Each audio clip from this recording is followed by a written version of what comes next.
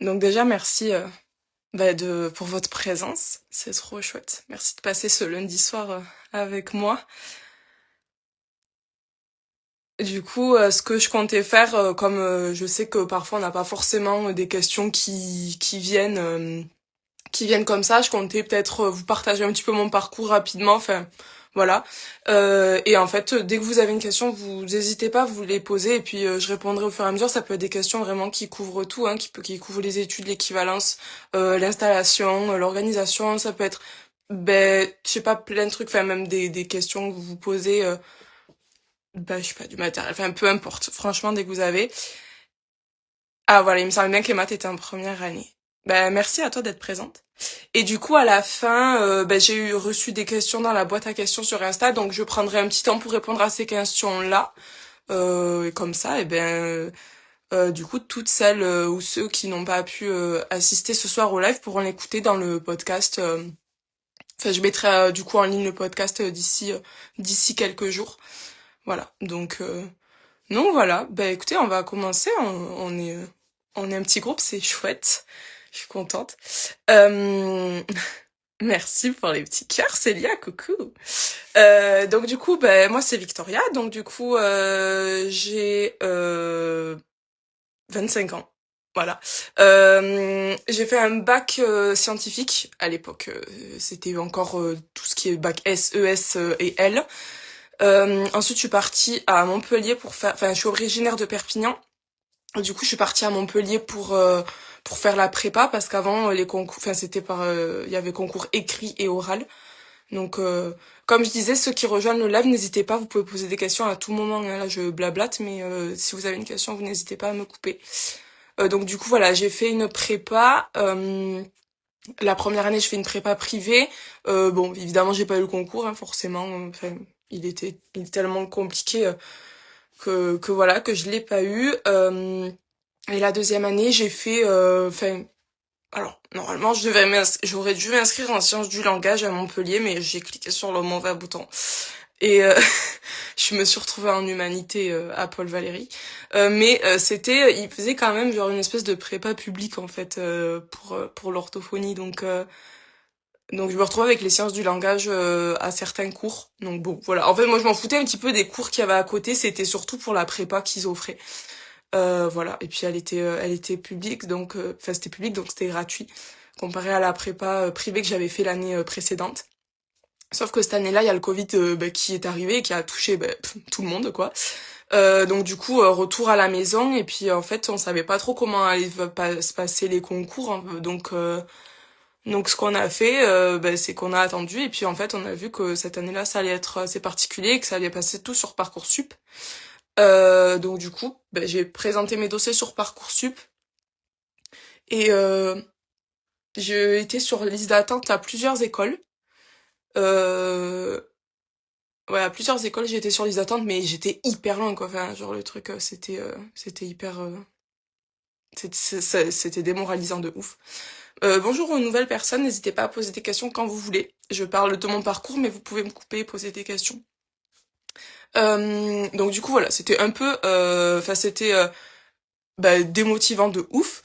J'ai d'abord pensé à la Belgique parce que en fait je fais à Perpignan, on a le syndicat des orthophonistes enfin il y a une association qui s'appelle Apollo et en fait on fait souvent des visites en maternité pour aller voir les nouveau-nés pour leur lire des livres, etc., qui est super chouette. Donc du coup c'est une association d'ortho qui fait ça et du coup j'étais allée le faire comme j'étais en prépa et j'avais vu une fille qui était en études en Belgique en fait et elle m'avait parlé de la Belgique, donc je m'étais dit ah, pourquoi pas. Sauf quand je vous avoue j'étais pas hyper chaude. Enfin le climat et tout ça me bottait pas trop on va dire. Donc je m'étais renseignée mais très très vite fait. Donc du coup finalement enfin c'était pas le truc voilà, je commençais à me renseigner mais j'étais pas sûre de moi et en fait j'habite à Perpignan, c'est collé à l'Espagne. Et un jour, je suis partie en Espagne avec mon père et c'est lui qui m'a dit, mais pourquoi tu vas pas en Espagne en fait. Et là, j'ai dit carrément. Et donc du coup, je suis rentrée chez moi, j'ai commencé à chercher. Et depuis ce jour-là, en fait, j'ai genre bouclé tout mon, bah, tout mon administratif et tout. Enfin, je me suis inscrite du coup à l'université catholique de Valencia, c'est une université privée, donc à Valence. Pourquoi j'ai choisi Valencia? Parce que c'était, enfin, entre Barcelone et Valence, c'est parce que c'était la moins chère. Du coup, je suis descendue un peu plus. Et du coup, voilà, je suis partie à Valence. Donc j'ai passé 4 ans là-bas. Enfin, 3 ans. Et la dernière année, en fait, on a fait des stages. C'était l'année où on écrivait notre mémoire. Et en plus, on devait faire des stages et on pouvait les faire en France. On a fait une sorte d'Erasmus, en fait. Du coup, on est rentré. Et enfin, je dis on parce qu'on était pas mal de Françaises. On était 15 Françaises dans ma classe. Et du coup, on était un petit groupe. Et donc, il me semble que quasi toutes, on était rentrées en France. Il y en a quelques-unes qui l'avaient fait à La Réunion, leur stage, si je dis pas de bêtises. Enfin, voilà. Mais en tout cas, on avait un peu bougé. Euh, donc voilà, et du coup, ensuite, une fois que je suis rentrée, j'ai été diplômée donc espagnole, et ensuite j'ai envoyé mon dossier donc à la DRETS de la Nouvelle-Aquitaine, parce qu'en Occitanie, il n'y avait pas de, enfin, ils reçoivent pas les dossiers. Je ne me demandais pas pourquoi ça, par contre, je sais pas. Mais du coup, en fait, il fallait choisir une autre région qui pouvait nous accueillir. Donc du coup, on a choisi enfin, je dis on parce qu'encore une fois, je l'ai fait avec mes copines. Donc du coup, on a été plusieurs à choisir cette DRETS là. Dretz, je sais pas, désolée. C'est vrai que moi je disais la DRETS. Donc du coup, on a choisi ça et du coup, j'ai eu en tout 726 heures de stage à faire. En arrivant, j'en avais déjà validé environ 700, à peu près, je crois. Et ils m'en ont donné 726 heures à faire en plus. Du coup, je les ai fait en 6 mois, en tout, mes stages. Et ensuite, je me suis installée, du coup, en libéral. Je savais que je voulais de suite m'installer, mais ça, c'était un choix qui était mien, parce que je savais que je voulais rester par ici. J'ai quand même failli déménager à Angoulême, mais ça c'est par rapport à mon copain. J'ai failli partir vivre à Angoulême, donc peut-être que je dois aller m'installer là-bas, mais bon, finalement c'est lui qui est rentré sur Perpignan, donc je me suis installée à Perpignan. Euh, et voilà, et du coup, je suis installée en libéral depuis donc le mois de, je perds le compte. Ça fait pas longtemps, depuis le mois de juin 2025. Ça va bientôt faire 1 an, ça passe hyper vite. Et voilà quoi. Donc du coup, voilà, je sais pas si vous avez des petites questions ou enfin vraiment n'hésitez pas à me poser des questions, tout ce qui vous passe par la tête. J'ai eu quelques questions dans la boîte à questions si j'y répondrai du coup je pensais répondre un petit peu après. Euh, Donc voilà, je vois des têtes que je reconnais, des filles qui m'écrivent pas mal. En tout cas aussi, je voulais vous remercier parce que je sais que vous êtes... Ah, j'ai une petite question. Vous êtes toujours à m'écrire et vous êtes genre archi mignonne. Et je prends tout le temps de vous répondre. Enfin, des fois, je mets un peu de temps, j'en suis désolée. Mais je fais toujours en sorte de pouvoir vous répondre et dans les détails. Donc voilà. Donc du coup, j'ai coucou pour un patient à qui on pose un diagnostic de TLE secondaire à un TDL. Tu cotes en LE ou à MO14 car TDL, sachant qu'on va surtout travailler la LE. Il est en CM1. Alors, ça m'est pas arrivé personnellement, mais si à la base le problème il est que c'est un TDL, eh ben en fait ça découle. Enfin, ce n'est que mon avis, hein, mais ça découle du TDL. Du coup, moi je le coterai en 14. Alors, on m'a dit.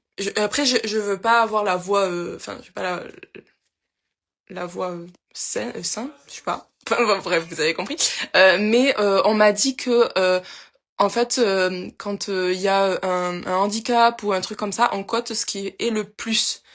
Par exemple, si tu reçois... En fait, je vais te dire par rapport à moi ce que j'ai reçu, je pense qu'on peut faire le lien. Moi, je reçois un garçon qui a une maladie génétique, mais avec qui je bosse les maths. Ben, je le cote pas en maths, je le cote en 13,8 en handicap.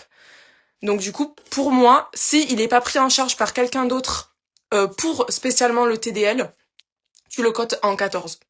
Sinon, je pense que si toi tu le prends, enfin si par exemple vous avez deux orthos, parce que moi c'est le cas avec une ortho, on a un petit garçon qu'on a toutes les deux. Elle, il a un TDL, donc elle le cote en 14, et moi je le vois que pour les maths, donc moi je vais pas le recoter en 14, je le cote en 11,6, je crois que c'est les maths, si je dis pas de conneries. Donc voilà. Mais en tout cas, moi si j'étais toi, je le coterais du coup en 14 pour le coup. Voilà. Mais ce n'est que mon avis. Coucou Lula, ça va et toi? Et oui, c'est normal, désolé pour les acronymes, ça va pas être évident. Lula est maîtresse des écoles en grande section. Donc voilà. Bah avec plaisir. Voilà, j'espère que ça t'a éclairé un petit peu. Mais voilà, enfin, c'est ce qu'on m'avait conseillé. En tout cas, on m'avait dit de toujours coter bah, le plus gros AMO. Euh, Par exemple, enfin, il y a un petit garçon que je vois 2 fois dans la semaine euh, pour une dyspraxie verbale. Du coup, je fais beaucoup d'OMF avec lui. Et mais je fais aussi beaucoup de langage oral parce que du coup, la com, elle est pas vraiment là. Donc du coup, je le cote en fait en OMF parce que du coup, bah, c'est ce qui prend le plus quoi. Alors, enfin, je fais les deux, hein, mais du coup, je le cote en OMF. Alors, coucou, je suis aussi à Valencia. Oh, génial, en troisième année, c'est génial. T'es à l'UCV ou pas? Et on est que 4. Oh purée, vous avez vraiment dégrossi. Mais c'est vrai que l'on n'est pas trop informé sur les équivalences, etc. Et on se demandait sur quoi ils se basent pour les heures de stage. Ok, pas de souci. Du coup, tu me diras si t'es à l'UCV. Euh, ou pas, c'était du coup ma fac. Ouais, 4 françaises, je me suis doutée. C'est ouf parce que tu vois, nous on était 15 françaises et l'année juste en dessous de moi, elles étaient, je veux pas dire de bêtises, mais il me semble qu'elles étaient à peu près 20. Donc je trouve ça fou, en fait, ça a fait un yo-yo quoi. Alors du coup, si tu veux, il y a aucun souci parce que ben si vous étiez dans ma, enfin moi je suis passée par là. En plus j'étais du coup si t'es à l'UCV, j'étais là-bas. Donc si vous voulez qu'on fasse un groupe, je sais pas sur WhatsApp pourquoi pour que on en discute, il y a aucun problème. Ouais, bon, super à l'UCV. Ah, c'est chouette. Donc du coup, ouais, pour l'équivalence, en fait, donc là, bon, t'es en troisième année, bon, il te reste encore l'année prochaine. En fait, dis-toi que tous les stages que t'es en train de faire, enfin que là tu fais même, bah, du coup, puisque t'es à l'UCV, il me semble que t'as encore t'as les stages à la clinique de l'UCV toutes les semaines, et aussi t'as les stages, tu sais, des options. Eh ben, tous ces stages-là, ils comptent en fait. C'est des heures de stage que tu vas comptabiliser pour déposer ton dossier. Ensuite, l'année prochaine, normalement, tu vas faire des stages obligatoires le premier semestre. Et vous avez, si vous voulez, des stages optionnels au deuxième semestre. Je te conseille fortement de les faire. Nous, enfin, dans la classe, c'est ce qu'on a fait quasiment toutes. Donc du coup, je te conseille de ouf de les faire. Parce qu'en fait, dis-toi que plus tu fais d'heures, moins tu auras d'heures d'équivalence à faire. Plus tu fais d'heures de stage, moins tu auras d'heures d'équivalence. Et ensuite, en fait, c'est vraiment le dépôt d'un dossier. Euh, voilà, stage à la clinique de l'Uni et en plus avec les options. Ouais, voilà, c'est toujours le cas. Bon, bah nickel. Et du coup, en fait, après, tu dois, je sais pas, ça, en fait, ça dépend ensuite de d'où tu viens de ta région. Donc, comme j'expliquais un petit peu au départ, tu vas le déposer enfin, tu vas constituer tout ton dossier. Mais d'abord, il faut que tu te renseignes sur le site de l'adresse de la région où tu habites. Et en fait, ils vont te dire qu'est-ce qu'il te faut pour envoyer ta demande d'équivalence. Et du coup, ben en fait, la fac, enfin, ce qui est cool, c'est qu'à l'UCV, ils fournissent tous les papiers en plus. Ils sont hyper cool avec ça. Et en fait, à la fin, ils te font un document avec enfin la carpeta là. Putain, c'est horrible. Je suis désolée, je suis ce genre de personne qui dit que j'ai pas le mot en français. Mais du coup, comme je l'ai tellement entendu en espagnol, ce mot, en fait, je crois que je l'ai entendu qu'en espagnol. Et toutes mes années d'études et je l'ai pas en français. Mais du coup, tu auras ça avec tous les documents qui veulent. Dois choisir tous ces documents. Tu vas les remplir. Il faudra que tu les fasses traduire. Et ensuite, tu pourras déposer ton dossier d'équivalence dans l'adresse qu'il faut. Et ensuite, c'est l'adresse qui te dit combien d'heures de stage t'as à faire. Mais en tout cas, n'hésite pas à, si tu veux, tu m'écris en DM. Moi, je t'envoie mon numéro et puis on fait un groupe WhatsApp avec les filles de ta classe. Et comme ça, si vous avez des questions sur l'équivalence et tout, enfin, ça reste encore assez frais dans ma tête. Puis j'ai tout gardé en plus. Donc, je pense que ça peut grave le faire. Enfin, voilà. Alors, salut, pour ma part, je suis étudiante en troisième année en Belgique. Et oui, dernière année là-bas, c'est vrai. Où est-ce que je peux me renseigner par rapport aux modalités françaises pour les mutuelles, les catégories, etc.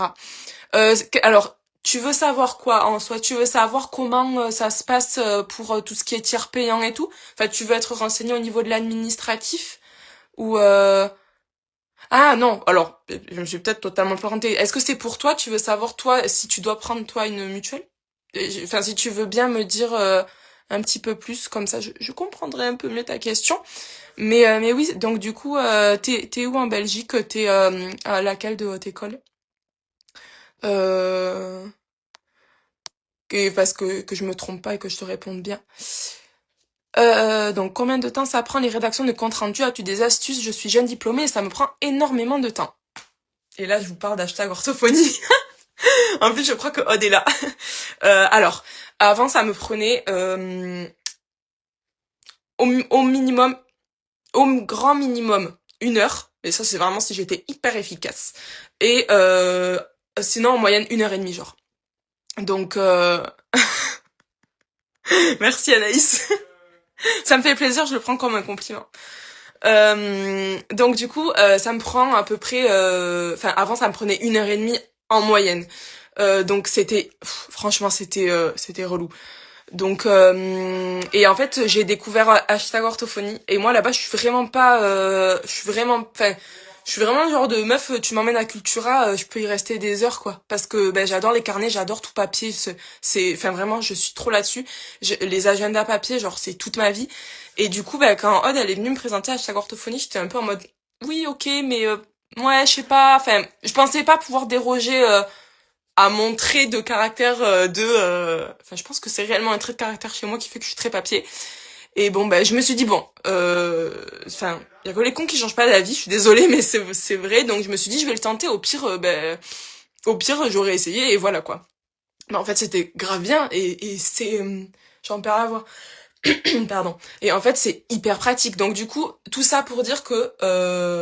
en fait, dans hashtag orthophonie, il y a un pôle bilan où déjà tu peux envoyer un questionnaire préanamnestique aux familles. Donc en fait tu perds déjà plus de temps d'anamnèse à parler avec les parents en début de bilan. Parce que ça, j'avoue, l'anamnèse, ça prend du temps. Alors, du coup, en fait, ils remplissent un questionnaire que soit toi, c'est toi qui l'as fait, ou alors il y a donc d'autres collègues qui l'ont fait, tu peux le récupérer. Et en fait, si t'as besoin de compléter des infos, ben encore aujourd'hui, moi j'ai eu 2 bilans aujourd'hui. Ben du coup, j'ai voulu compléter vite fait, j'ai reposé 2 3 questions, mais c'était beaucoup moins long que refaire tout depuis le début, quoi. Donc déjà ça. Et ensuite, il y a les trams. Merci pour les trams parce que en fait, on pense pas, mais ça me fait gagner un temps de dingue. Je pensais pas que le fait d'avoir ces trames-là et de pas avoir à chaque fois à reporter les trucs et tout, c'est un truc de fou. Et en fait, j'ai fait une story il y a pas longtemps, parce que justement, depuis le début, je dis que hashtag orthophonie, ça me fait gagner du temps et tout, mais enfin, là, je voulais vraiment le calculer et pouvoir vous le montrer. Donc du coup, je disais, alors là, j'avais rédigé ce jour-là un bilan en cognition maths. C'est le truc qui me prend hyper longtemps parce que je suis en co-maths, j'ai un peu peur de... Enfin, c'est pas que je me sens moins, mais il y a des pathos où on est un peu moins à l'aise. Et moi, j'ai toujours peur de me planter en co-maths et tout, machin. Enfin, donc du coup, je suis hyper prudente, je prends vachement de temps pour interpréter et tout. Donc la comate, je pense que c'est un bilan qui me prenait à peu près 1 h 30 à 2 heures de rédaction. Et ben là, j'ai calculé tout.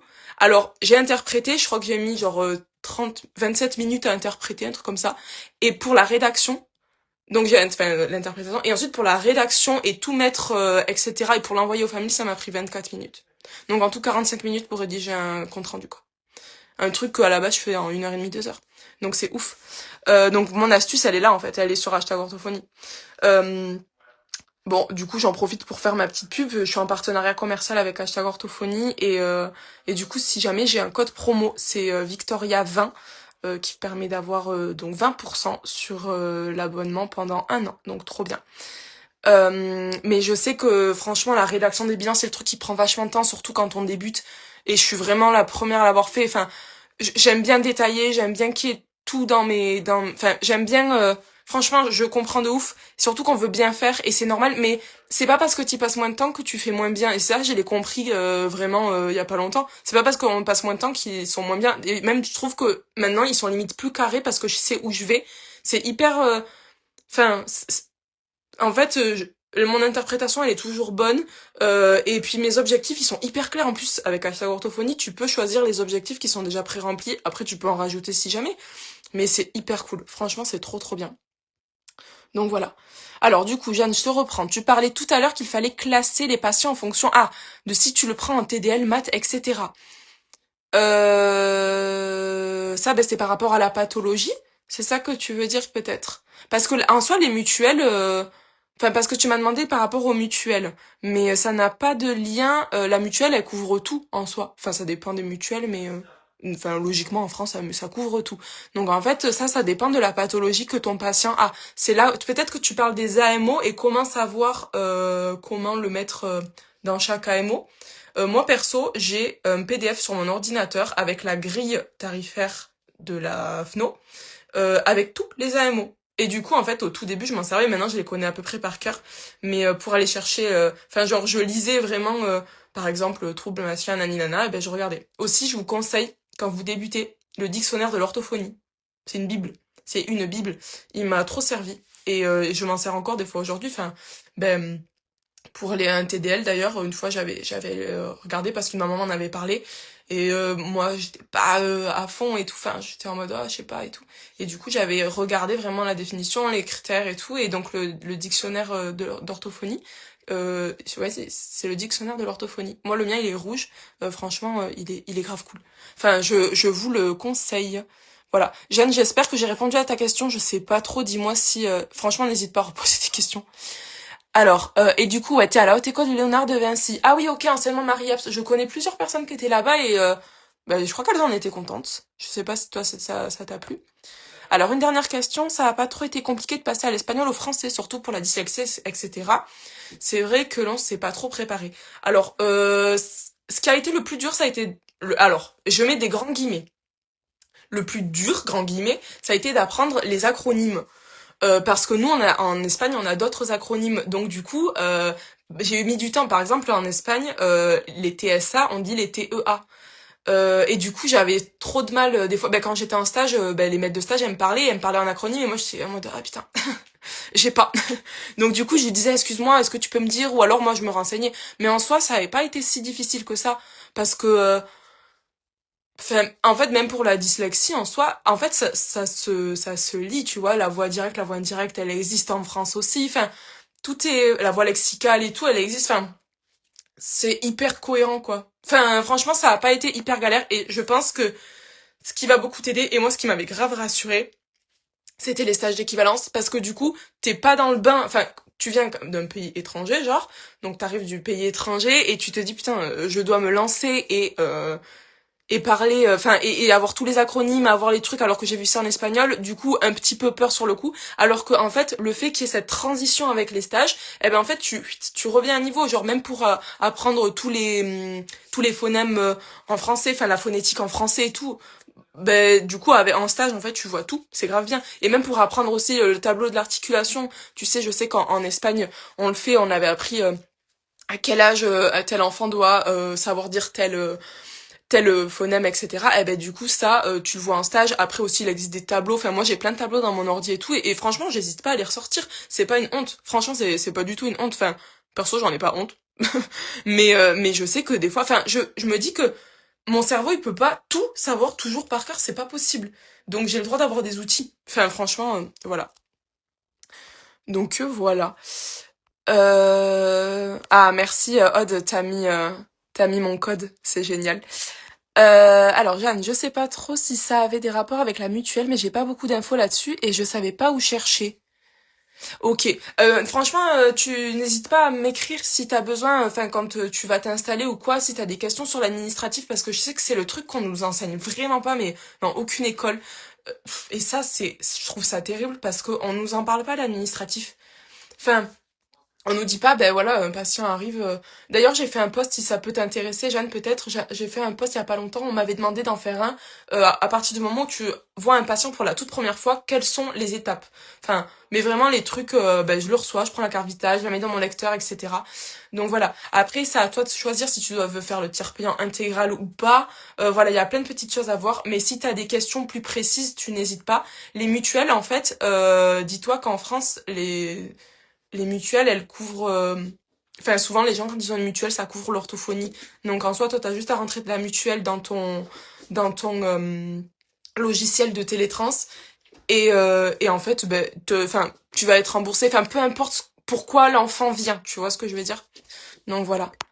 Mais c'est normal de se sentir largué, franchement, je comprends. Je l'ai eu aussi, et des fois, je l'ai encore, hein. Franchement, y a pas de souci là-dessus. Enfin, c'est hyper normal de parfois se sentir dépassé, et surtout ben, quand ben, on a fait ses études dans un pays étranger, que ce soit la Belgique, la Suisse, l'Espagne, le Portugal, enfin tout ça, et même je pense qu'il y a des filles en France qui parfois elles sont un peu enfin je crois pas s'il y a des filles qui ont été en France là et qui ont un témoignage pour me dire, je me semble pas que vous ayez des cours d'admin vraiment en disant bah ok, pour faire le tiers payant intégral, enfin les trucs vraiment qu'on apprend sur le tas quoi. En fait, on nous apprend à être orthophoniste, on nous apprend pas à être le reste. Et c'est chiant. Enfin, c'est pas normal parce qu'on fait plus que de l'orthophonie, vraiment. Alors Clotilde, tu m'as tellement aidé pour mon premier emploi de ma life, je te remercie 1000 fois. Mais merci Clotilde, mais c'est trop mignon. T'as fait tes études en Belgique toi aussi, et du coup t'étais où toi en Belgique? Et t'étais en haute école? Mais c'est trop mignon, je suis trop contente. Franchement, c'est adorable. J'espère que ton remplacement, enfin je sais pas s'il est fini ou pas, mais j'espère qu'il s'est bien passé ou qu'il se passe bien en tout cas. Mais franchement c'est trop bien parce que je sais que qu'il y a plein de, enfin les remplats, voilà, il me semble que il y en a plein qui aiment bien commencer par ça parce que c'est rassurant, parce que du coup tu fais pas ta patientèle à toi, donc tu reprends un peu sur les pas d'une autre ortho, et je sais que ça en rassure vraiment beaucoup. Donc n'hésitez pas à faire des remplats, franchement c'est grave cool. Ok, je prends note, merci, mais oui, ils nous donnent des infos pour eux en Belgique, mais pas grand-chose pour la France, alors qu'on est beaucoup de Françaises. Ah ben tu vois, je savais même pas qu'ils donnaient... Enfin, en Belgique, ils donnaient des infos comme ça, tu vois. Enfin, pour la Belgique, en tout cas. Mais ouais, en fait, ils vont pas... Ben comme ils savent... Je pense qu'ils savent peut-être pas forcément comment ça se passe en France, donc c'est peut-être ça, en fait. Peut-être que c'est pour ça qu'ils donnent pas forcément d'informations. Mais enfin, je te rassure... Franchement, on a été énormément à apprendre sur le tas. Et je pense que c'est beaucoup, beaucoup, beaucoup pour ça que j'ai créé mon compte. Parce que, en fait, je trouve qu'on manque d'informations à ce sujet. Donc, c'est pour ça que dès que quelqu'un a une question, ben en fait, j'en fais des posts, enfin, quand c'est possible. Parce que c'est des questions qui peuvent servir à d'autres personnes. Et qui, moi, je sais que ça aurait été grave cool de l'avoir.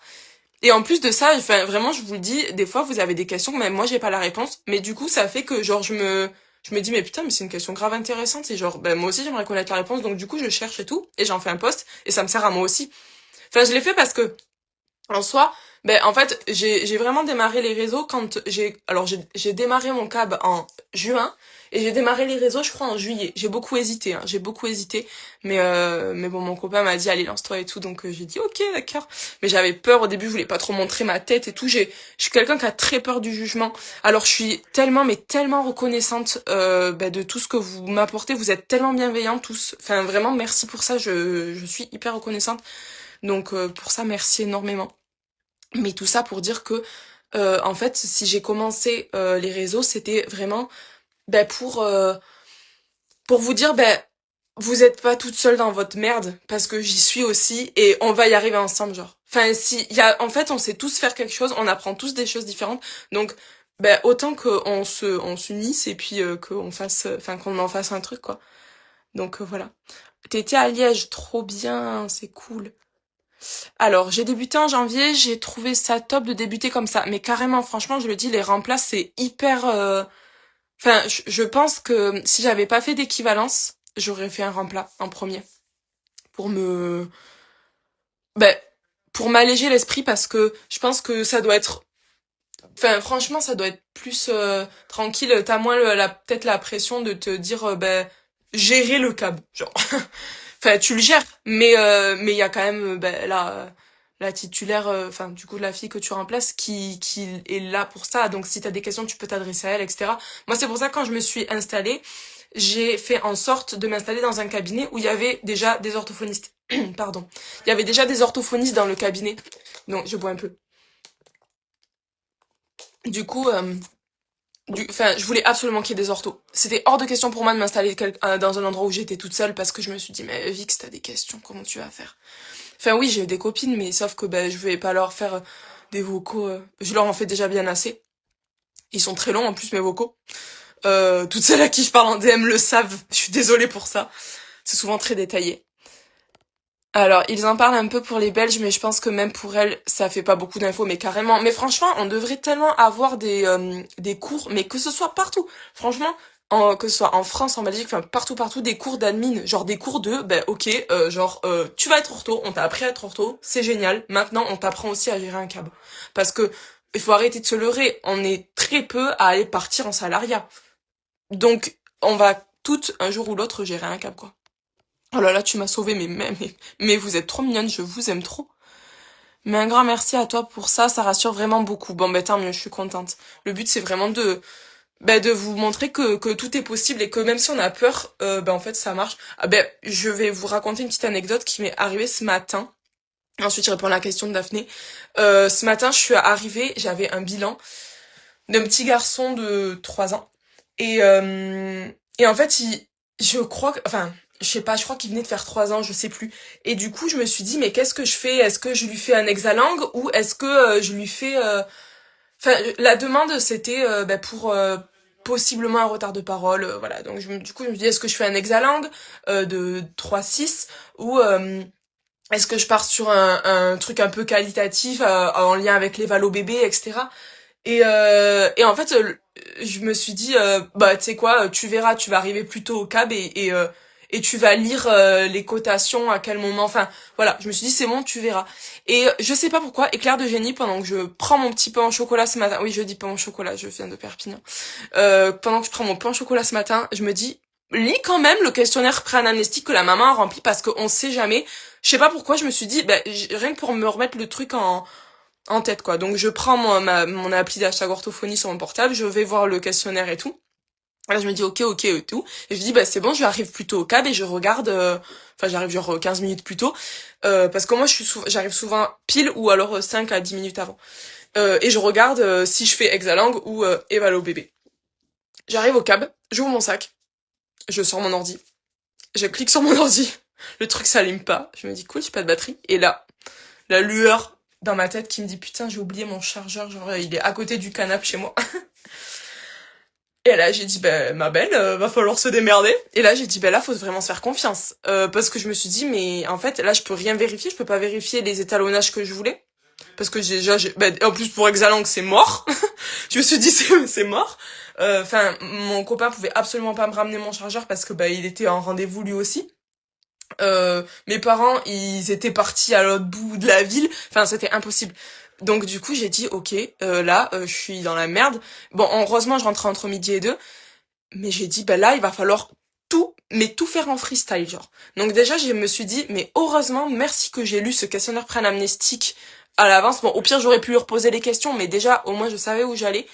Déjà donc merci à ça, enfin parce que sinon j'aurais dû tout prendre à la main aussi, donc merci d'avoir hashtag orthophonie dans ma vie parce que franchement sinon j'aurais dû me taper tout à la main et euh, et en fait c'est là où du coup j'ai commencé à paniquer et c'est là où j'en reviens du coup à dire que moi aussi de temps en temps j'ai encore peur, j'ai commencé à paniquer et je me suis dit mais putain mais comment je vais faire et tout comment je vais faire et tout, enfin genre je me suis dit je vais jamais y arriver. Et en fait, je me suis retrouvée toute seule face à moi-même et j'ai dit bon Vic là, tu vas y arriver genre. Enfin, je me suis dit là ok y a pas le choix, c'est bon, enfin fais-toi confiance. Vraiment c'est le seul truc que je me suis dit c'est fais-toi confiance. Il est rentré et j'ai fait un super bilan. J'ai fait un super bilan. Bon du coup j'ai tout fait en papier, genre j'ai pris ses papiers, son attestation de droit et tout. J'ai pas pu rentrer la carte vitale dans le truc et tout. Donc du coup j'ai tout fait à la main. Ensuite une fois que j'ai récupéré mon chargeur, j'ai tout rentré l'ordo, la carte vitale, la mutuelle à la main. Mais en fait je me suis fait confiance et je pense que c'est vraiment le truc de base. Faites-vous confiance. Vraiment, ça part de là. Alors c'est vraiment facile à dire, mais un peu plus dur à faire. Mais mais il y a des jours où genre, je suis comme ça. Hein, c'est des pathos avec lesquels je suis moins à l'aise et tout, donc c'est normal, genre. Donc du coup, Daphné, est-ce que si tu t'installes en libéral, tu reçois une étude de l'État ou pas du tout? C'est-à-dire... Ah, pardon, j'ai pas fini. Si tu t'installes dans une zone de désert médical ou pas du tout. Alors, il y a des zones... Allez, un, 2, 3. Il y a des zones sous-dotées, des zones... Alors, je veux pas dire de conneries, mais je crois qu'elles s'appellent ZRR, un truc comme ça. Et en fait, avec ces zones... Ah, des Z, oui, j'avais pas lu l'astérisque. Merci. Des études, oui, c'est avec les aides. Donc effectivement, quand tu t'installes en libéral, tu peux avoir des aides en fonction de où tu t'installes.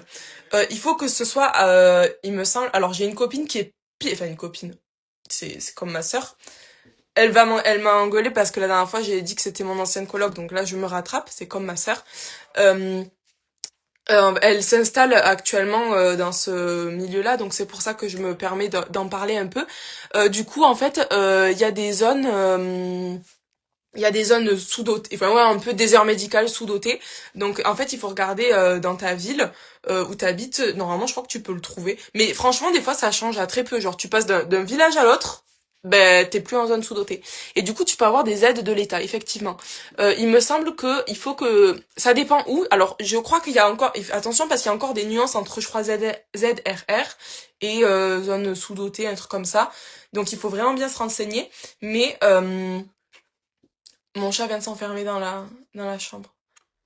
Je vais aller l'aider. Ah, je réponds à ta question. Donc du coup, je vais trouver mon mot. Oh là là, mais c'est horrible.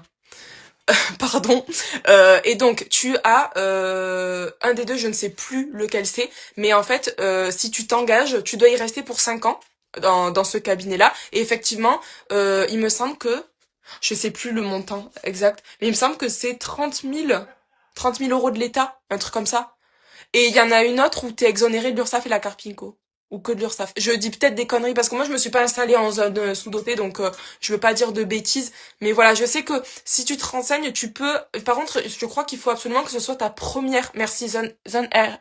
Ok, donc Clara confirme, elle est en ZRR, mais pas en zone sous-dense, à littéralement 10 kilomètres près, haha, la réalité de terrain trop nul, mais carrément.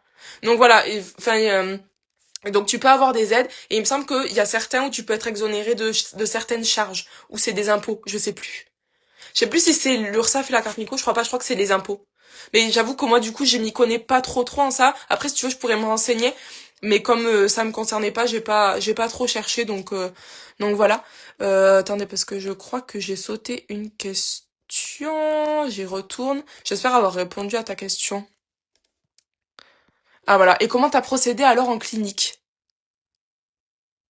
C'est-à-dire en clinique. C'est-à-dire, j'ai pas compris ta question.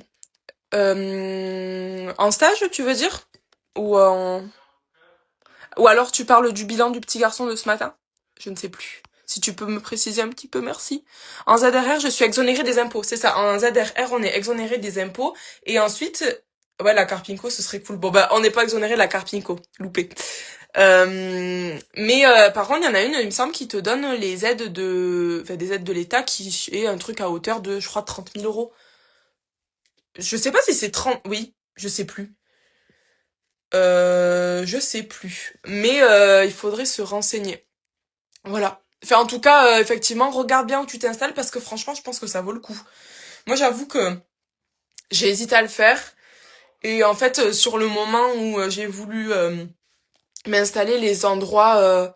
Ah voilà, zone sous-dense de souvenirs, c'est bien les 30 000. Voilà, donc si t'es en zone ZRR, t'es exonéré des impôts. Et si t'es en zone sous-dense, t'as les 30 000 euros d'aide de l'État. Ce qui est franchement pas dégueu. Mais vraiment pas dégueu, quoi. Donc voilà, mais moi je sais qu'il avait pas fait parce qu'au moment où je me suis installée, le seul endroit qui bénéficiait de ça, c'était un endroit à Perpignan où je voulais pas être. Donc du coup, j'avais dit tant pis. J'avais dit tant pis et je passe dessus. Mais faites bien attention parce que il me semble par contre vraiment que c'est sur votre première installation. Donc ouais, ça il faut bien le calculer. Donc voilà. Et du coup, Et du coup, merci Clara parce que tu nous éclaires bien. Enfin, je sais que j'avais des infos, mais elles étaient un petit peu en vrac. Donc c'est une bonne chose. Voilà, comme je disais tout à l'heure, c'est un travail d'équipe en fait. Vous voyez, je ne sais pas tout. Mais vraiment pas en plus. Donc non, je suis hyper contente. Et puis franchement, même il y a des fois où moi j'ai des trucs enfin que je sais pas et que je mets en story ou en post ou des trucs où des fois je me plante et genre il y en a qui m'envoient un message et tout et c'est grave cool. Enfin, merci pour ça. Ah, t'es en zone sous-dense. Ok. Eh ben du coup, si t'es en zone sous-dense, tu pourras avoir les aides de l'État. Et ça, c'est trop bien. Franchement, c'est vraiment pas négligeable, hein. Après, fais aussi attention. Enfin, je sais. Ben non, du coup, Daphné, tu t'es pas encore installée, c'est ça? Ben non. Ben non, je suis con, t'es à Valence, à l'université de Valence. Je vais y arriver, moi. Je connecte les câbles. Alors, je ne cache pas que je suis perdue aussi l'administratif. Ah non, mais c'est une horreur. L'administratif, ben, comme je disais précédemment, on n'est vraiment pas assez formé sur ça. Euh, non, tu peux pas sortir, Plume. On n'est pas du tout, on n'est pas du tout aidé là-dessus, en fait. Et, euh, et je trouve ça, ben, con, en fait. Parce que ça, vraiment, comme je disais, ça prend, mais tellement une grande partie de nos semaines, l'admin. Enfin, c'est vraiment, c'est un truc de ouf. Donc, euh, donc voilà. Je pense que je vais, ah bah oui, encore 2 ans à attendre. Et oui, parce que là, t'es en troisième année. Donc du coup, après, ouais, allez, un an et demi. Parce que bon, franchement, si tu t'en sors bien, je te dis, l'équivalence, moi, j'ai réussi à la faire en 6 mois et on a été nombreuses de ma classe à la faire en 6 mois aussi, hein. Je peux pas te faire rêver, mais je pense que c'est possible. En fait, faut y aller à fond, quoi. Mais bon, franchement, c'est cool. Je vais essayer enfin, je vais répondre aux questions qu'on m'a posées dans la boîte à questions du coup sur Insta parce qu'il y avait des questions hyper intéressantes aussi. Mais n'hésitez pas si vous avez encore des questions, franchement posez-les. Je vais essayer d'être multitâche, mais je bois parce que j'ai plus de salive. Alors, c'est parti. Du coup, la première question, comment s'organiser pendant les études? Prise de notes, méthode de travail. Alors ça, je pense que ça dépend vraiment de chacun. Moi, je suis le genre de personne qui pense que tout est important. Mais genre tout. Mais tout, c'est un problème chez moi en fait. C'est devenu. Je savais pas faire des fiches. Je savais pas faire des fiches synthétisées. Genre quand on me demandait de surligner les trucs importants, je surlignais tout. Voilà, c'était horrible. Donc du coup, en termes de prise de notes et tout, je pense que ça dépend aussi de l'école dans laquelle tu es. Moi, en Espagne, je suis très décoiffée. En Espagne, j'ai en fait on avait la chance les profs ils nous mettaient tous les diapos sur en ligne sur notre ah purée, j'ai pas le mot. Sur notre espèce de pronote. Mais pronote, c'est pour le collège, mais enfin, vous avez compris quoi. Enfin, sur le... Oh, bah, flûte. Enfin, vous avez compris, ils nous mettaient tous les cours en ligne. Donc, on les avait. Du coup, en soi, moi, les seules notes que je prenais, eh ben, en fait, c'est quand, par exemple, ben, des fois, ils détaillent un petit peu le cours, mais c'était plus pour qu'on comprenne. Donc, du coup, moi, ben, je m'écrivais la note à côté, voilà, un exemple ou un truc comme ça pour pouvoir accéder plus au sens, etc. Euh, En termes de prise de notes, par contre, moi, je conseille Moodle. Merci. C'est Moodle. Alors, en France, c'est Moodle. En Espagne, c'était pas Moodle, mais oui. Parce que quand j'étais à l'université de Montpellier, j'avais Moodle. Donc, c'est ça. Merci beaucoup. Donc, du coup, je disais, je conseille, par contre, je pense, de prendre un ordinateur, de prendre ses notes à l'ordi, parce que quand on est à la fac, les profs, ils vont quand même assez vite. À part si t'écris tarpin vite. Tarpin, désolé, ça veut dire vite. En gros, très vite. Enfin, si t'écris très très vite, eh ben, ok. Et j'avais une copine qui prenait toutes ses notes à la main. Et je la respecte énormément. Je sais pas comment elle faisait, mais en tout cas, sinon, ouais, je te conseille peut-être de prendre ton ordinateur. Après, méthode de travail, ça dépend aussi ta façon de faire. Moi, j'étais une grande, et je suis toujours une grande stressée de la vie, qui fait que, pour moi, si enfin, je pouvais pas apprendre une leçon qu'une seule fois. Pour moi, si je l'avais vue une fois, c'était pas acquis. Donc, je devais l'apprendre, mais fou, mais longtemps. Genre, je devais voir une même leçon au moins 10 fois pour être sûre de moi, me dire, ok, peut-être que là, je peux réussir mon examen. Euh, mais c'est un pur manque de confiance en moi, hein. C'est pas du tout, voilà. Donc ça dépend. Moi, je sais que je travaillais beaucoup en me faisant des plannings. Enfin, c'est ma sœur qui me faisait mes plannings. Je crois qu'elle me regarde d'ailleurs. Donc si elle passe par là, merci pour toutes ces années où tu m'as fait tous mes plannings de travail. Ça, c'est beaucoup de personnes n'arrivaient pas à comprendre comment ma sœur pouvait faire mes plannings, mais je lui donnais toutes les infos. Genre, ben j'ai l'examen à telle date, j'ai tant de chapitres à apprendre, ils font tant de pages ces chapitres, et en fait, elle divisait par le nombre de pages combien de temps je suis censée passer sur une page, et elle me mettait genre combien d'heures je devais passer sur tel chapitre, quel jour je devais le voir. Enfin, elle était trop forte. Voilà. Donc du coup, c'est ma sœur qui me faisait mes plannings de révision. Et du coup, je les suivais à la lettre. Même après, quand en soi, t'as des devoirs à rendre, ben moi, c'est pareil, je me faisais sous forme de to-do list. Je me faisais des plannings en mode, ben ok, à telle date, on doit le rendre. Ben écoute, je sais pas, c'est un devoir qui me prend beaucoup de temps. Ben je vais le diviser. Je sais pas, je vais en faire un peu ce jour-là, un peu ce jour-là. Voilà. Je pense qu'après ça dépend de chacun. J'ai des copines, ben j'ai des copines qui, elles marchent sur la pression. Et du coup, ça marche en vraiment last minute en fait. Donc tout ce qui est, enfin si on avait un devoir, mais un devoir qui pouvait être hyper long à faire. Moi, je le faisais, je sais pas, genre je m'y prenais 2 semaines avant, mais je l'étalais pour être moins stressée. Et ben elles, genre c'était la veille à 23h30 quoi. Mais elles avaient des super notes, mais elles étaient trop fortes. Et il y en a qui fonctionnent comme ça. Je pense que ça dépend vraiment de, voilà, ça dépend de toi, de comment tu fais, enfin commenter. Et je pense aussi, déjà au lycée, tu vois un petit peu comment tu bosses, etc.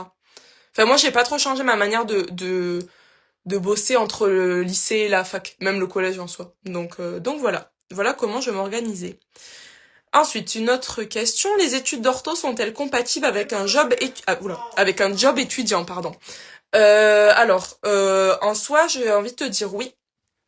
Euh, je bois encore.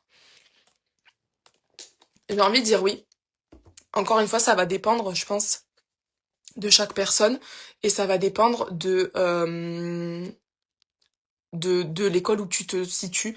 Nous, en Espagne, on avait la chance d'avoir cours que le matin, donc jusqu'à 14h, de 8h à 14h, et ensuite, en fait, l'après-midi, il était pour nous. On avait par contre énormément de devoirs à faire à la maison. Enfin, énormément. Je mens un peu. On en avait. On avait pas mal de boulot à la maison, mais on avait quand même pas mal d'après-midi pour nous. Mais je sais que j'avais des copines. Moi, j'ai eu énormément de chance là-dessus. J'ai pas eu à faire un job étudiant. Mes parents étaient avec moi financièrement. Donc ça, je les remercierai jamais assez pour ça. Mais comme vous le voyez, je suis très reconnaissante. Hein. Ce soir, je remercie tout le monde. Mais du coup, voilà. Donc, mais j'ai des copines qui avaient un job étudiant. Et je sais qu'il y a énormément de personnes qui l'ont et qui le font. Donc je pense que oui, c'est compatible. Après, par contre, effectivement, enfin, et c'est sur ça que je trouve que les personnes qui n'ont pas le choix et qui doivent faire un job étudiant, elles sont tellement méritantes. Enfin, on l'est tous méritants, mais ces personnes-là le sont encore plus d'après moi parce que, en fait, elles assurent une vie de job étudiant à bosser pour avoir de l'argent, pour pouvoir vivre. Et à côté de ça, derrière, elles sont à fond, elles tryhardent les cours et tout. Enfin, parce que en fait, je pense que c'est une organisation à avoir et franchement, alors oui, c'est possible, mais je cache pas que je pense qu'il y a des fois où tu pleureras. Je pense. Je ne l'ai pas vécu, mais déjà sans avoir de job étudiant, je pleurais souvent. Alors, mais non, franchement, je pense que c'est possible. Enfin, c'est grave possible. Franchement, c'est pas comme, je sais pas comme médecine où tu dois être, enfin, les études de médecine, elles sont vraiment réputées comme étant horribles. Enfin, la première année surtout. Donc, c'est pas comme les études de médecine où tu dois ne plus avoir de vie, disons. Et chronométrer tout ce que tu fais, genre tes douches et tout. Là, quand même, en études d'ortho, oui, enfin, c'est chaud, entre guillemets, mais c'est faisable. Je connais personne qui est rentré en orthophonie et qui n'a pas eu son diplôme d'orthophonie. Ou alors, s'il ne l'a pas eu, c'est parce qu'il ne voulait plus être ortho. Voilà, c'est tout. Genre, c'était de son plein gré, quoi. C'était pas parce que il a pas réussi. Donc voilà. Alors, comment être sûr qu'on est fait pour l'ortho? Je suis en première année. Alors, c'est une très jolie question. Et moi, je pense que des fois, il faut pas avoir peur, parce que des fois, et surtout les premières années, la première année ne reflète pas le métier. Donc je pense que si tu m'as posé cette question, c'est parce que tu doutes peut-être un petit peu, et c'est normal, parce qu'on est tous passés par là. Moi, j'avais très peur aussi de finalement d'être allée en Espagne et me dire mais peut-être pas ça finalement. Et en fait, je pense que si à la base t'as choisi d'être ortho, c'est parce que ce métier il t'a attiré et que tu t'es renseigné. Enfin, t'es pas arrivé là par hasard, je pense. Donc je pense que c'est que à la base ce métier t'intéressait. Là, peut-être que la première année, elle reflète pas tout à fait ce que tu attendais, mais la première année, elle est, bah, dis-toi qu'elle est souvent très, comment dire. Enfin, elle englobe un peu tout, quoi. Enfin, elle est pas spécifique. Donc du coup, forcément, il y a des choses qui vont pas être. Enfin, tu vas peut-être te faire un peu chier, quoi. Voilà. Enfin, c'est mon ressenti. Mais je pense que à partir du moment où tu vas commencer tes stages, alors je sais pas si tu es en France ou pas, mais je sais qu'en France ils font énormément de stages en école, etc. Ce qui est super chouette. Mais je pense que attends encore un petit peu et ou alors déjà ben, parle avec d'autres orthos, parle avec des orthos, essaye de voir si tu peux faire. Je pense que c'est possible que tu peux demander de faire des stages facultatifs, enfin que c'est toi qui demandes. Ah ben c'est toi Emma. Ok. Mais oui, je suis bête. Mais non, mais franchement, j'ai vraiment pas les fils connectés ce soir. Donc oui, Emma, voilà. Donc demande si tu peux peut-être faire des stages en plus, tu vois, je sais pas, l'été ou quoi. Et en fait, peut-être que ben, en fait, ça te confortera dans l'idée ou pas. Ben que ben, l'orthophonie c'est ce que tu veux ou pas, genre. Mais en tout cas, la première année, la prends pas pour en te disant ben ça va être ça tout le temps. Parce que en plus, je trouve que les études, elles sont quand même enfin, c'est pas que c'est différent du métier, ça l'est pas, mais les études c'est toujours moins rigolo que le métier, quoi. Donc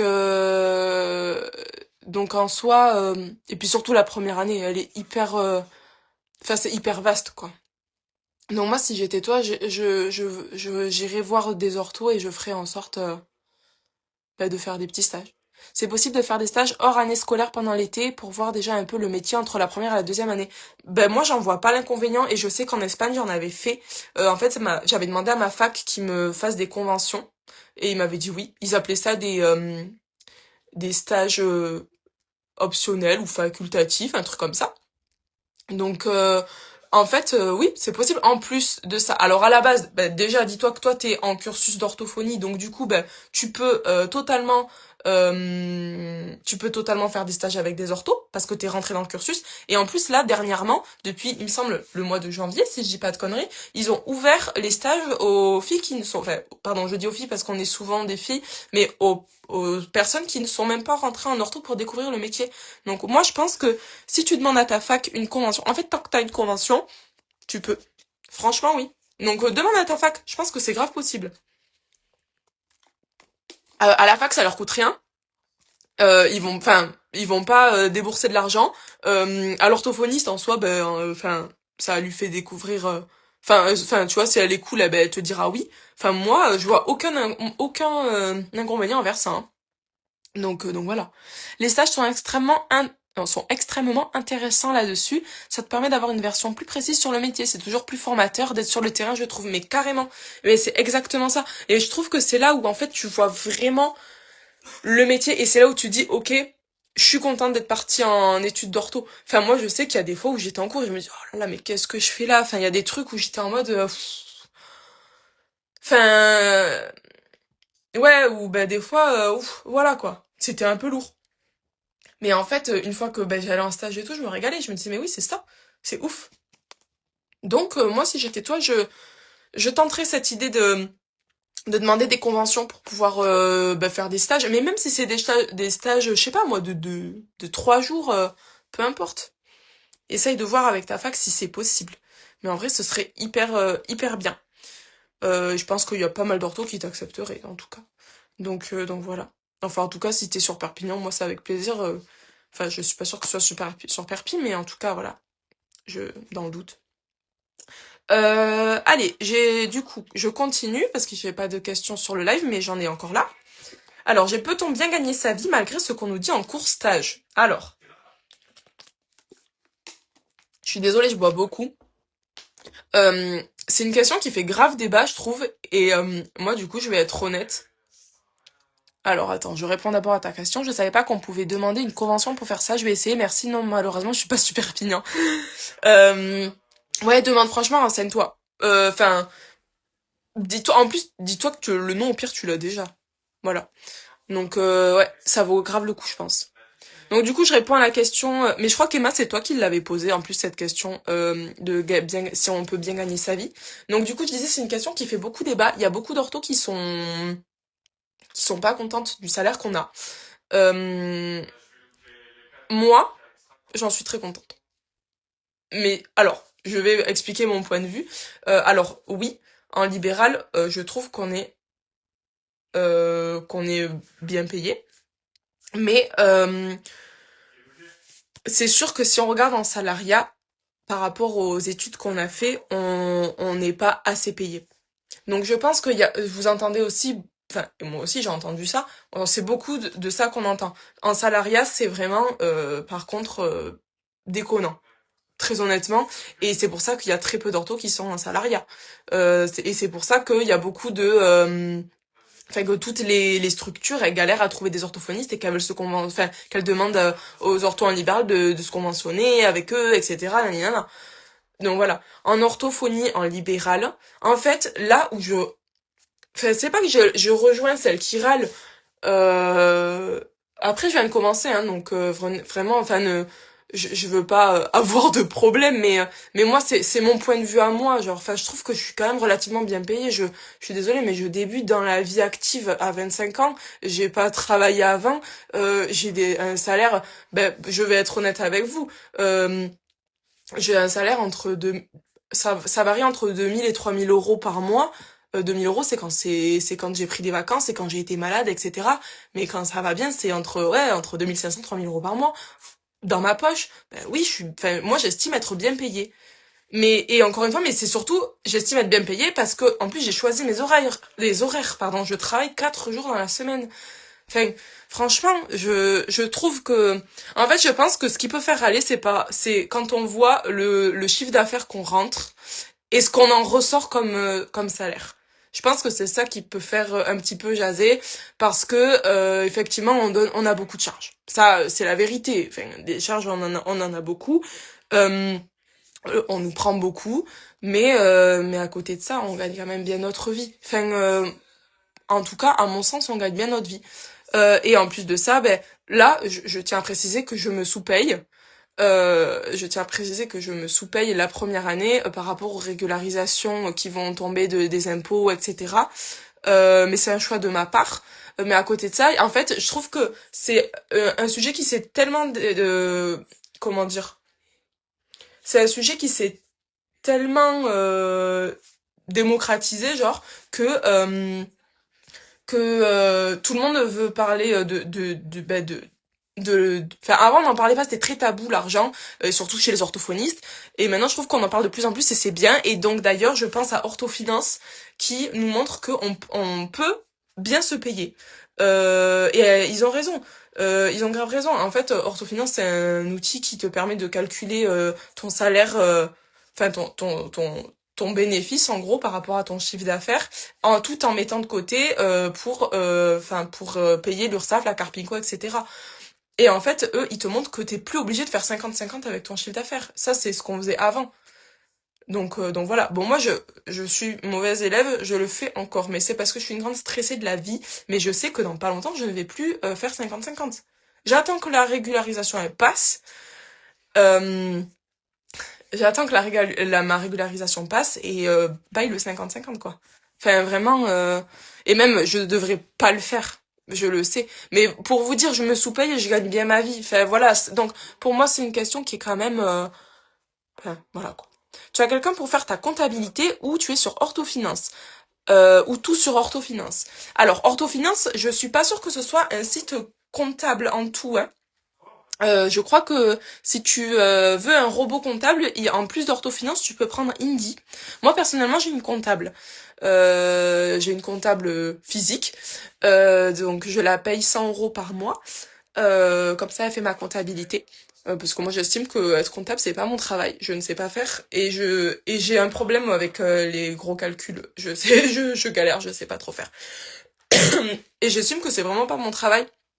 Donc du coup, je préfère bah, payer quelqu'un vraiment pour qu'il me le fasse.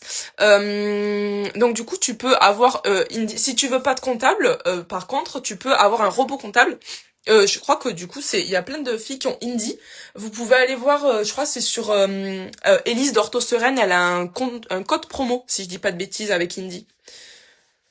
Si je dis pas de conneries, il me semble qu'elle a un code promo et du coup, vous avez ça vous fait votre compta. Et après, à côté de ça, vous pouvez avoir Orthofinance. Elise aussi, il me semble qu'elle a un code promo pour Orthofinance. En fait, Orthofinance, ça te permet en fait de calculer vraiment, comme je disais tout à l'heure, ton salaire quoi, et de savoir combien tu dois mettre pour être tranquille de côté quoi. Donc voilà, je crois que j'ai pas sauté de question. Donc voilà, pour répondre à la question, est-ce qu'on est bien payé? Pour moi, on l'est. Enfin après, ça dépend quel mode de vie tu veux, mais personnellement, enfin. Et en fait, je me dis que si je veux gagner plus, eh ben j'irai travailler plus. Enfin voilà, ben j'irai travailler les vendredis. Enfin, mais à côté de ça, enfin je trouve qu'on a la chance d'avoir un métier où on peut choisir nos horaires et où on est relativement bien payé. Donc oui, en fait, ça fait, ben, désolé du terme, mais ça fait chier quand tu vois ton chiffre d'affaires et que tu dis ah oui, ok, j'ouvre les grands guillemets pour le podcast, que ça. Mais à côté de ça, en fait, au bout d'un moment, enfin, moi je trouve que ça, il est vraiment bien quand on commence à travailler, en tout cas, et même sur le long terme. Hein. Enfin, je suis désolée, mais ça reste un salaire hyper correct, mais même plus que correct. Enfin, après, c'est ma façon de voir les choses, et parce qu'aussi peut-être que j'habite dans une ville où les loyers sont moins chers, etc. Je sais pas, mais enfin voilà. Mais en fait, en tout cas, enfin, ça permet d'avoir une vie correcte, je trouve. Mais c'est mon avis. Je sais qu'il est pas partagé de tous, mais enfin voilà. Alors, je continue. Ah, j'ai une question ici. Et tes journées sont chargées du coup ou pas forcément? Alors, du coup, si tu veux, je vais te dire un petit peu enfin, mon emploi du temps. Alors, je crois que je suis à 62 rendez-vous par semaine. Il me semble que je suis à environ à 62 rendez-vous semaine.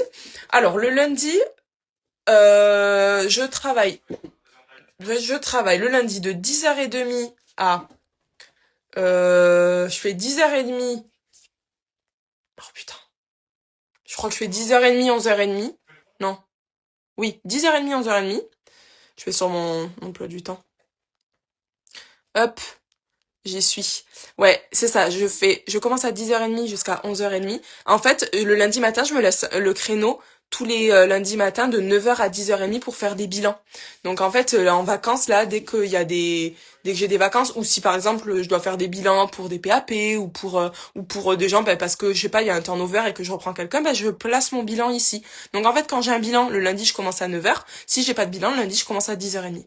Donc je reprends le lundi, on va dire sans bilan, 10h30, 11h30. Et je reprends à 12h30 pour finir à 18h30. Par contre, j'ai pas de pause entre chaque et je fais 30 minutes de séance. Ensuite, le mardi, je fais 9h midi, 13h30, 13h30, 18h. Hop. Ensuite, le mercredi, je fais 9h midi 30, 13h, 17h30. Alors, j'ai choisi de manger en 30 minutes le mercredi parce que je préfère partir à 5h30. C'est le seul jour où je finis à 5h30. Genre d'habitude, sinon je finis à 6h ou à 6h30. Mais en fait, c'est un peu mental dans ma tête. Je me dis, mais 5h30 un mercredi, c'est trop cool. Donc du coup, je préfère manger en 30 minutes le mercredi pour partir une demi-heure plus tôt. Au lieu de finir à 6h. Mais voilà. Et le jeudi, c'est ma plus grosse journée. Je fais 9h midi, 13h, 18h30. Voilà. En fait, j'ai tout quasiment, enfin le lundi et le jeudi, j'ai 1 heure pour manger. Le mardi, j'ai 1h30, mais parce que ça, en fait, on l'a fait avec mes collègues enfin, dans le cab, comme je vous disais, on est 3 orthos, et tous les mardis midi, on mange ensemble. On commande à manger, donc du coup, en fait, on s'est réservé le mardi midi où on s'est mis plus de temps toutes les trois pour manger, donc on s'est mis 1h30 pour qu'on ait le temps de bien manger toutes les trois. Le mercredi, je mange en 30 minutes. Donc voilà. Alors, et une question qui fâche. On y va. Mais quand tu as des lapins, est-ce que tu les factures ou alors tu mets la personne sur blacklist? Ah, je me demande comment ça se passe dans ces cas-là. Alors, je rebois. Alors on n'a pas, je vais être honnête, on n'a pas le droit de facturer normalement. On n'est pas censé facturer. Alors les blacklistés, je le fais pas. Alors après ça dépend. Il y a plusieurs contextes. Des fois il y a des lapins mais parce qu'il y a des urgences, etc. Donc ça je le comprends totalement. Je suis la première. Enfin, en fait je suis de nature très gentille et très ah mais ça peut arriver. Et je crois en la bonté de chaque personne, ce qui peut me faire parfois un peu défaut. Euh, donc normalement, je sais qu'il faudrait appliquer la règle de 3 fois absent avec un lapin, enfin 3 fois absent sans justification. Ben au revoir. Mais moi, j'y arrive pas. Je vous le dis, j'y arrive pas, je le fais pas. Il y a des patients qui sont souvent absents et j'ai trop du mal à leur dire ben bye parce qu'en fait, ça me fait de la peine. C'est des patients en plus avec qui je sais qu'il faut bosser et tout. Et en fait, à chaque fois, c'est une excuse, même si je sais que l'excuse, des fois, elle est fausse, ben, je sais pas comment faire. Donc, j'essaye de remettre les points sur les i, j'envoie des messages. Alors oui, j'envoie les messages en disant, au bout de 3 absences injustifiées, on mettra fin au suivi. Mais enfin, voilà. Mais en fait, à chaque fois, ils me le justifient, même si des fois, je sais que c'est des mensonges, ben voilà, quoi. Et du coup, en soi, en France, on n'a pas le droit de facturer quand les patients ne viennent pas. Euh, mais, euh, Mais ouais, non, enfin, en fait, on n'a pas le droit de facturer, quoi. Donc, en fait, c'est relou. Parce que si tu te fais gauler, bah, aïe. Donc, voilà.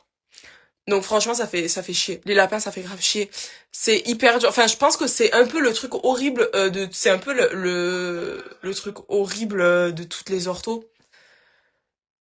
Alors, ouais, c'est un peu chargé, mais après, week-end de 3 jours, c'est le bonheur. Tout à fait. Genre, je suis en week-end 3 jours. Après, alors, c'est cool, mais le vendredi, je me le garde pour de l'admin. Et souvent, je passe mes vendredis complets sur l'administratif. Donc des fois, ça fait un peu mal à la tête. Et parce qu'en fait, mon but, moi, c'est que la semaine, quand je rentre chez moi, je bosse pas du tout. Enfin, vraiment, je ne fais pas de bilan, je fais rien. C'est hyper rare. En plus, le soir, ben, c'est le lundi et le jeudi, je vais à la danse. Enfin, vraiment, et puis ben, le soir, je suis avec mon copain. Donc, enfin, voilà, c'est vraiment... le soir, je vais pas bosser. Et le week-end, le samedi, dimanche, je mets aussi un point d'honneur à pas bosser parce que je suis en famille, etc. Donc pour moi, c'est important. Du coup, c'est pour ça que j'ai pris le vendredi pour me dire, ben t'as des papiers à faire, t'as des trucs. Ok, dans la semaine, t'es full, tu peux pas, y a pas de souci. Dès que j'ai 30 minutes de lapin, on va dire, ben je le fais dès que je peux. Des fois, je suis sur Instagram ou TikTok, hein, voilà. Mais dès que je peux, je le fais. Mais sinon, en soi, sinon en soi, ben le vendredi, il sert un peu à ça, quoi. Donc, euh, donc du coup, voilà. Donc en vrai, c'est cool quand même parce que le jeudi soir, en fait, même si tu fais de la mine, t'es chez toi, tu vois, à part si tu vas aller au cab. Mais, enfin, je veux dire, t'es en mode, bon, ça va, tranquillou, quoi. Donc ça fait l'effet de 3 jours de week-end. Alors, et c'est quoi comme justification qui est attendue des certificats médicaux comme en école? Non. Non. Enfin, à part si toi tu veux. Mais franchement, non. Enfin, moi, j'attends pas des certificats.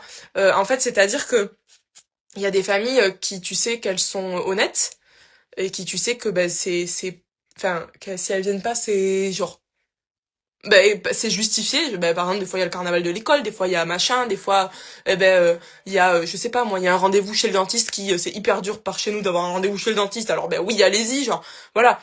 Mais par contre, des fois, il y a enfin, genre, je sais pas, mais une semaine sur deux, il y a ah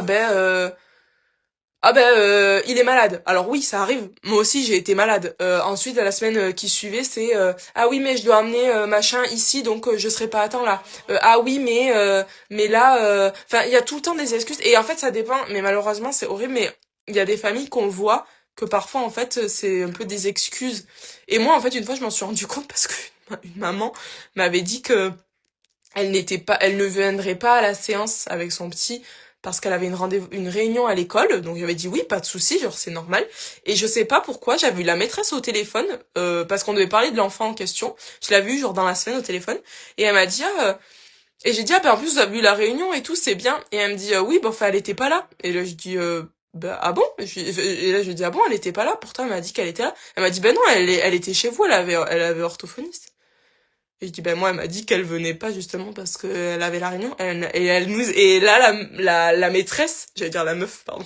La maîtresse me dit, ben nous, elle nous a dit qu'elle venait pas à la réunion parce qu'elle avait ortho.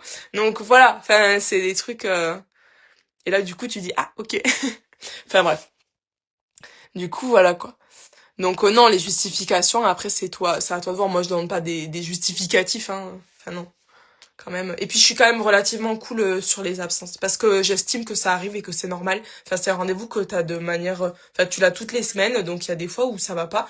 Et moi, la première, j'ai jamais été autant malade que depuis que j'ai commencé à bosser. Genre vraiment, j'ai eu la gastro, la grippe, mais des trucs à pas pouvoir me lever, c'est horrible. Et une fois même, ma voiture, elle a pas démarré. Je me suis dit, putain, mais ça existe réellement. Genre, des fois, les voitures ne démarrent pas. Donc, c'était horrible. Donc, je continue à répondre aux questions. Il y en a plus là, donc je bascule là-dessus. Peut-on choisir sa patientèle patho préf? Oui, en soi, tu peux. Alors, ça dépend, en fait, encore une fois. Ça dépend où tu... J'y arrive. Ça dépend en quoi tu... Enfin, si t'es en remplat, ben, malheureusement, en fait, tu vas être un peu guidé par les pathos que ben, de ta titulaire, si je dis pas de bêtises, parce que ben en soi elle aura déjà sa patientèle, donc là tu peux pas vraiment choisir, tu peux pas virer tout le monde pour refaire ta patientèle, je pense qu'elle va pas trop kiffer le délire. Euh, En salariat, tu pourras malheureusement pas choisir, mais par contre en libéral, tu peux tout à fait choisir ta patientèle et ta pathologie préférée. Enfin moi, il y a des pathos que je ne fais pas, donc tout ce qui est voix, oralité, et je crois que c'est tout à peu près. Je fais pas. Voilà. Je sais que c'est des pathos avec lesquels je me sens pas hyper à l'aise. Du coup, ben, je le fais pas. Et à côté de ça, ben, moi j'adore le handicap. Ben, franchement, la plus grande majorité de ma patientèle, ce sont des patients en situation de handicap. Donc oui, tu choisis totalement qui tu veux ou pas en fait. Parce qu'en fait, quand tu les ah ben bisous Jeanne. Toi aussi, super soirée, je pense que tu t'en vas. Mais je m'éternise pas, hein, j'ai bientôt terminé, vous inquiétez pas. Mais du coup, ouais, je pense que quand tu...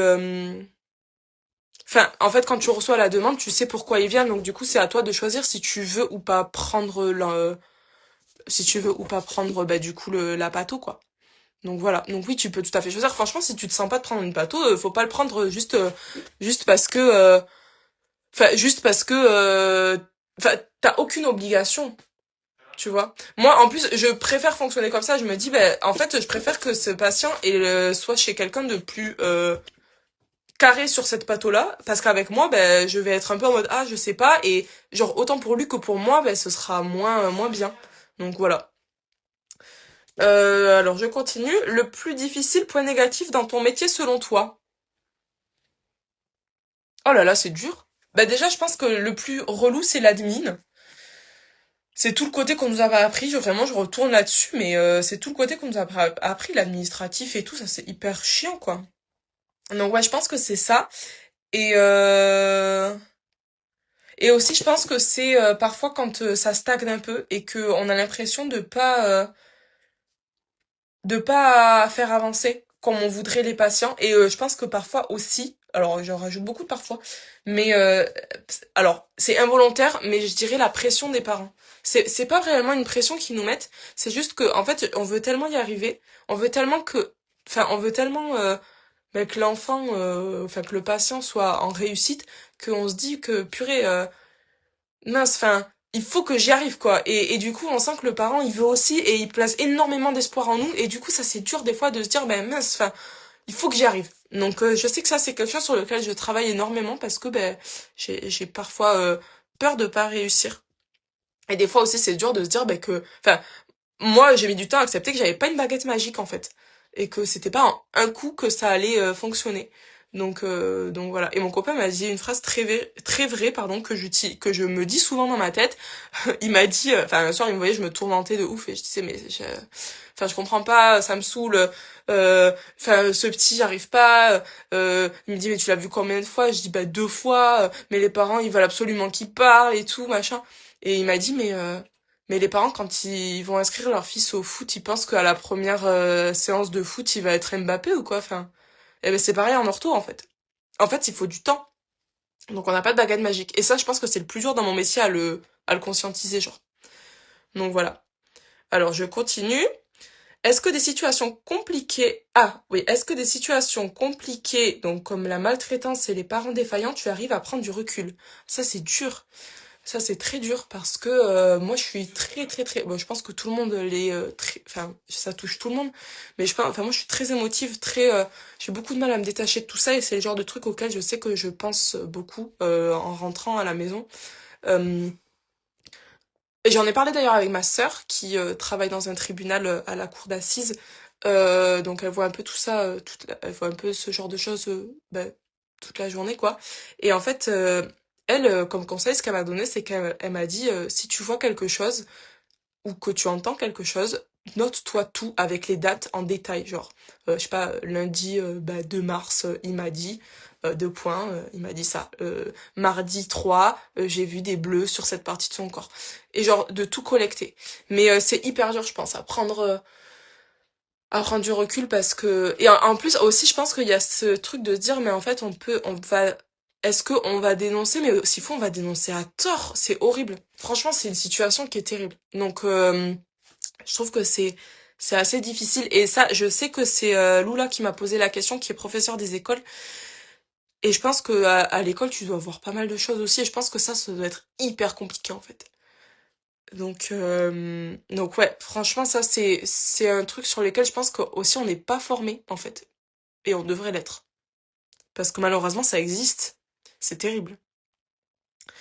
Euh, alors, comment proposes-tu un suivi intensif aux patients? Plusieurs fois par semaine, par exemple, pour un remplacement de 4 mois, mais où je voudrais augmenter le nombre de rendez-vous. Alors, pour ça, euh, moi, si j'étais toi, bah en fait, tout simplement, moi, quand je veux intensifier un suivi, je propose aux parents. Et souvent, les parents, en fait, ben, ils sont contents. Souvent, les parents il y a plein de parents qui sont très demandeurs d'avoir plusieurs séances par semaine. Donc, du coup, tu peux leur proposer, ben voilà, est-ce que c'est ok pour vous si on passe à 2 séances par semaine? Je pense que ça pourrait être chouette de faire un peu un intensif, ça pourrait ramener un coup de boost, etc. Et tu vois si les parents sont ouverts ou pas. Et en fait, après, par contre, il faut que ça s'accorde. Enfin, faut pas que ce soit un peu la galère par rapport à tout ce qui est logistique, genre à l'emmener au jour, etc. Donc, en vrai, tu peux totalement faire des suivis intensifs.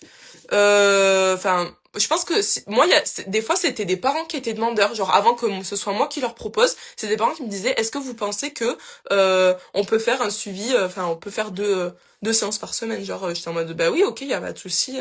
Enfin, j'avais les dispos, donc et puis pour moi, ça me paraissait hyper intéressant. Donc voilà. Très bonne soirée à toi, Daphné aussi, merci.